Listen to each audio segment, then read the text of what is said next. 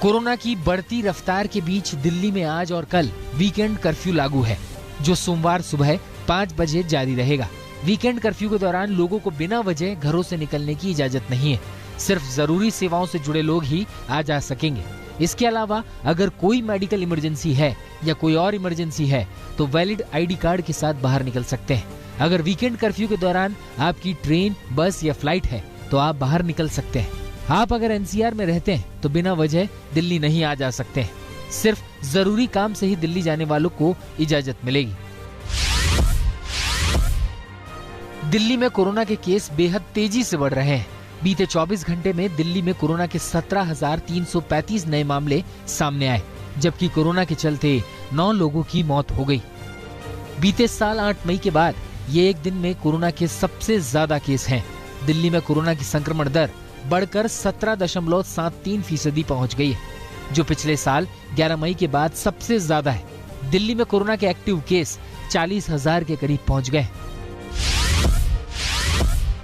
मुंबई में लगातार दूसरे दिन कोरोना संक्रमण के 20,000 से ज्यादा केस सामने आए। एक दिन में मुंबई में कोरोना के 20,971 नए केस मिले, जबकि कोरोना के चलते 6 लोगों की मौत हुई। मुंबई के धारावी इलाके में भी कोरोना का संक्रमण तेजी से बढ़ रहा है। शुक्रवार को धारावी में 150 लोग कोरोना पॉजिटिव पाए गए।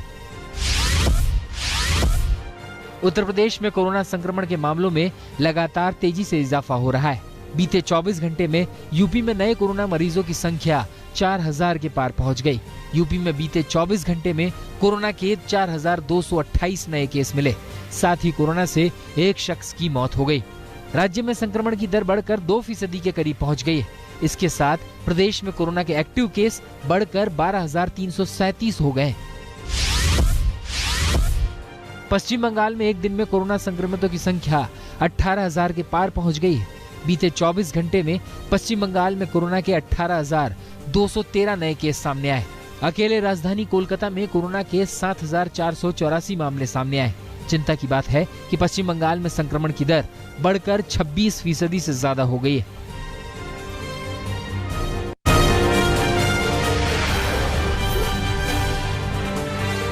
गुजरात में एक दिन में कोरोना के 5,000 से ज्यादा केस सामने आए हैं। एक दिन में गुजरात में कोरोना के 5,396 नए मरीज मिले, जबकि एक शख्स की मौत हुई है। गुजरात में कोरोना के एक्टिव केस 18,000 के पार पहुंच गए। इस बीच गुजरात में पहली से 9वीं कक्षा तक के लिए स्कूलों को बंद कर दिया गया है। 31 जनवरी तक इन स्कूलों में ऑनलाइन पढ़ाई होगी। इसके साथ ही नाइट कर्फ्यू का समय रात 11 बजे की जगह 10 बजे से कर दिया गया है। राजस्थान में कोरोना संक्रमण के 3300 नए केस सामने आए, जिसमें से 1527 केस राजधानी जयपुर में मिले। कोरोना से राजस्थान में 2 लोगों की मौत हुई है। अब राजस्थान में कोरोना एक्टिव केस बढ़कर 10,000 के पार पहुंच गए। कर्नाटक में भी कोरोना संक्रमण के मामलों ने रफ्तार पकड़ ली है। एक दिन में कर्नाटक में कोरोना के 8,449 नए केस सामने आए, जिनमें से 6800 से ज्यादा केस राजधानी बेंगलुरु में मिले। इसके साथ कर्नाटक में कोरोना से 3 लोगों की मौत हुई है। प्रदेश में कोरोना संक्रमण की दर 4.15% तक पहुंच गई है। वहीं तमिलनाडु में भी एक दिन में 8,981 केस सामने आए, जबकि कोरोना के चलते 8 लोगों की मौत हो गई है। बिहार सरकार के मंत्री शाहनवाज हुसैन भी कोरोना पॉजिटिव हो गए। शाहनवाज हुसैन ने ट्वीट कर कोरोना संक्रमित होने की जानकारी दी। इससे पहले बिहार में दोनों डिप्टी सीएम के साथ कई मंत्री कोरोना पॉजिटिव हो चुके हैं। मध्य प्रदेश में तेजी से बढ़ते कोरोना के मामलों को देखते हुए प्रदेश के गृह मंत्री नरोत्तम मिश्रा ने सख्ती के संदेश दिए। एमपी के गृह मंत्री ने कहा है कि सरकार पेट्रोल पंप संचालकों को सूचना देने जा रही है कि बिना मास्क वाले व्यक्तियों को पेट्रोल डीजल न दिया जाए। नरोत्तम मिश्रा ने कहा कि कोविड प्रोटोकॉल का सख्ती से मध्य प्रदेश में पालन करवाया जाएगा। अब वाहन चालक ने अगर मास्क नहीं पहना है तो पेट्रोल पंप संचालक पेट्रोल डीजल न दे। जल्द ही ऐसी सूचना जारी की जाएगी। ओडिशा सरकार ने राज्य के सभी स्कूलों और कॉलेजों को 1 फरवरी तक बंद करने की घोषणा की है। राज्य सरकार का ये फैसला 10 जनवरी से प्रभावित होगा। इस दौरान कक्षा 12 तक के सभी स्कूल और कॉलेज 1 फरवरी तक बंद रहेंगे। राज्य में तेजी से बढ़ रहे कोविड मामलों को देखते हुए सरकार ने ये फैसला लिया है।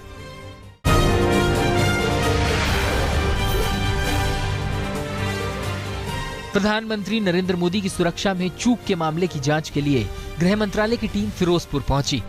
गृह मंत्रालय की टीम उस जगह भी गई जहां पीएम का काफिला 15 से 20 मिनट तक रुका था।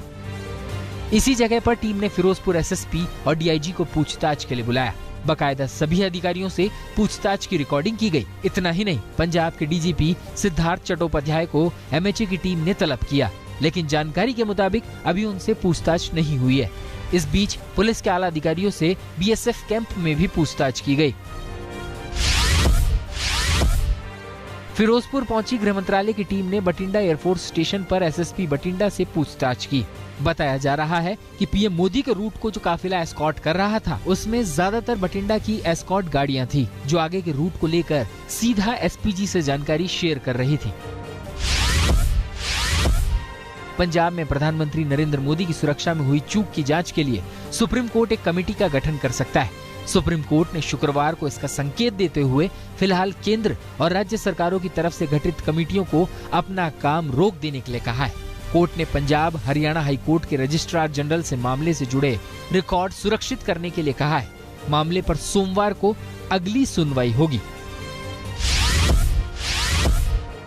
फिरोजपुर में सीमा सुरक्षा बल को सतलुज नदी में एक संदिग्ध नाव मिली है। हालांकि अभी इस बारे में जानकारी नहीं मिल सकी है कि ये नाव यहाँ कैसे पहुंची, इसे लेकर कौन यहाँ आया।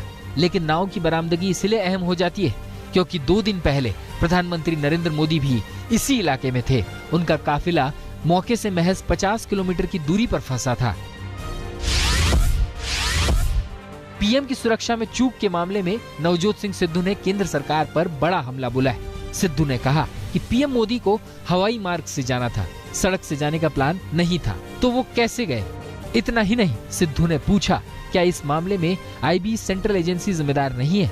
सिद्धू ने कहा कि रैली में लोग नहीं थे, इसीलिए ये पूरा प्लान रचा गया। उन्होंने कहा कि रैली में 70,000 कुर्सियां लगाई गई थी, लेकिन 500 भी लोग नहीं आए। ऐसे में ये सब ड्रामा किया गया है। सिद्धू ने कहा कि बीजेपी पंजाब को बदनाम करने की कोशिश कर रही है। पंजाब बर्बाद करना ते इन्हां नूं पा दिओ, ਉਹ ਤੇ ਕੱਲ ਪਤਾ ਲੱਗ ਹੀ ਗਿਆ ਜਦੋਂ 500 ਬੰਦਾ 70,000 ਕੁਰਸੀ ਦੇ ਅੱਗੇ ਬੈਠਾ ਸੀ ਤੇ ਅੱਜ 20,000 ਬੰਦਾ ਇੱਕ ਨਹੀਂ ਹਿੱਲਿਆ।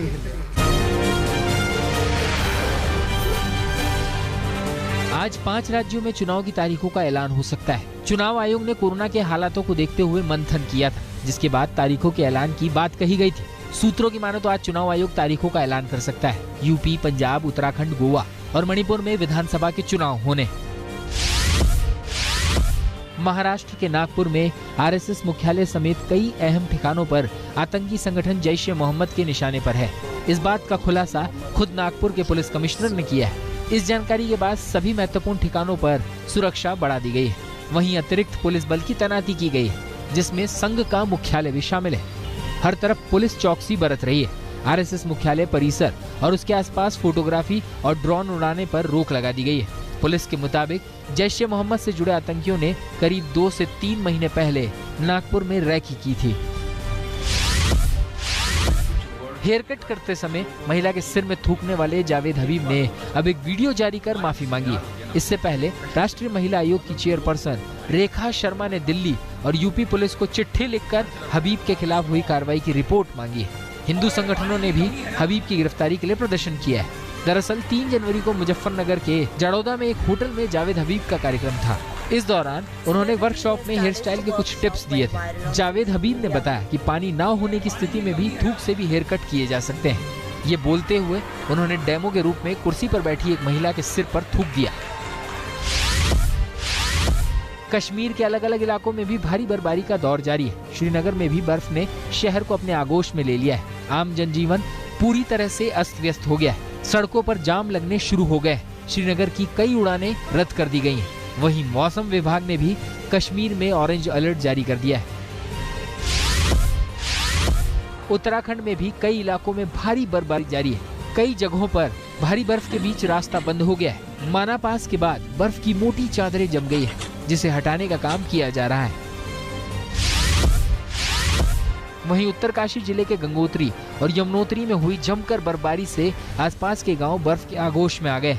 रिकॉर्ड बर्फबारी से गंगोत्री नेशनल हाईवे सुक्खी से गंगोत्री तक बंद पड़ा है। हालांकि बीआरओ की गाड़ियां सड़क से बर्फ हटाने की कवायद में जुटी हैं। हिमाचल प्रदेश के चंबा जिले में कई स्थानों पर बर्फबारी होने से सैलानियों और स्थानीय लोगों में खुशी और उत्साह देखने को मिल रहा है। डलहौजी, खजियार और साथ लगते कई अन्य पर्यटक स्थलों पर हिमपात हुआ है, जिससे यहां आने वाले सैलानियों के चेहरे खिल गए।